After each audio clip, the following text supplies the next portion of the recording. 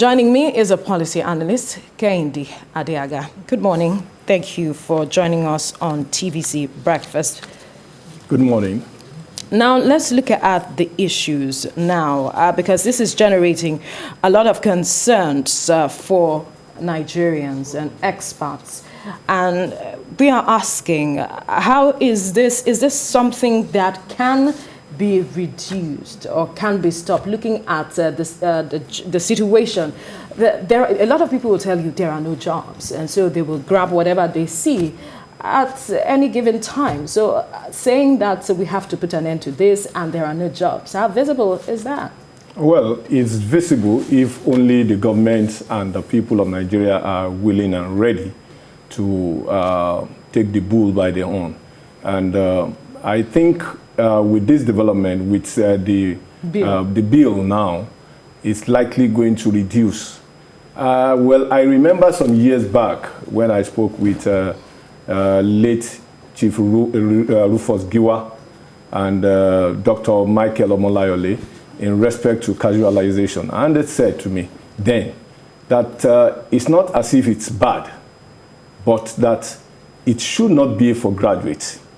It should be for unskilled, whereby you have opportunity of being able to improve on your skill, on the employment requirement, on the educational requirement for being able to be employed.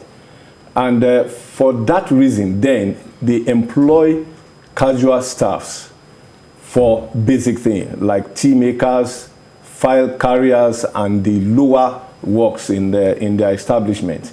And that reduces unemployment then. But of course, they are mindful of the fact that anybody who did not get a job will want to take such opportunity. But the bad aspect of it is the fact that you have graduates taking a casual job now. Why? Because they feel they needed to kind of take care of their immediate family. Absolutely. And take care of everything about them.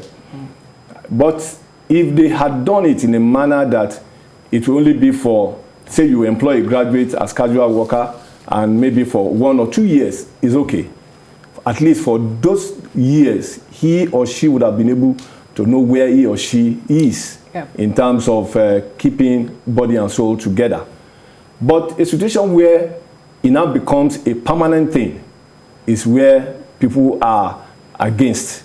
And that is why you see the labor union every now and then picketing offices and, you know. But again, if this bill must see the light of the day, it must be with the cooperation of everybody, not the lawmakers alone. Because even the lawmakers themselves, you have some of them who will say, just fix this person up, whether it's casual or not, just fix him or her up. And the reason they're doing that is, at least they would have been able to say, I got him or her a job. No matter how bad the job is, the fact that such a person is earning something, they think they have done you good.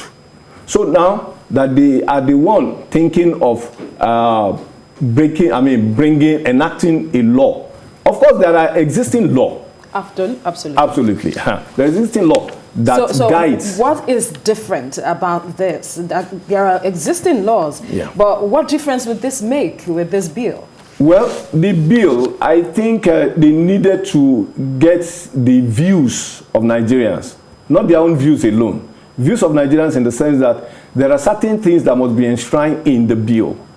For instance, like I have said, that you can employ somebody under casualization within a period of time. And that person, if he or she is able to improve on himself or herself, it then means that he will be taken off the casual sector or segment to a permanent worker position, and thereby making him or her to be more important and relevant. In fact, years back too, there was a time I was investigating a case in a bank where casual workers are used to siphon money. Casual workers are used to defraud banks. And when they saw that, the bankers felt, look, this cannot go on. So they stopped casual workers. But now is the order of the day, even in the banks. Why? Because they don't want to pay. One, we look at the economic factor of this. Yes. A company that does not have a budget that can accommodate its staff or its employees, there's no way they will not engage the casual staffs. Yeah. So if they have the budget that can accommodate, it then means that they won't even look or think about employing any casual staff, because they already know the number of staff they need, and they already know how much any staff at a particular time should earn. So it will help us if our legislators look into those areas to say you can employ somebody on a casual basis for within this period, and the qualification must be this. It's not that you employ a graduate, somebody who graduated 5 years, and then you employ him as a casual staff. But imposing legal duty on employers of labor, some will say that, is that enough quickly? What? Imposing legal duty on employers of casual labor, is that enough quickly? It's not enough. It's not enough. But they still need to do more. And the area they need to do more is to educate the masses. Right. So that even you who wants to take up a casual work would have known your rights before taking up the exactly. Job. All right, we must thank you for your time on TVC Breakfast this morning. It's my pleasure. We'll take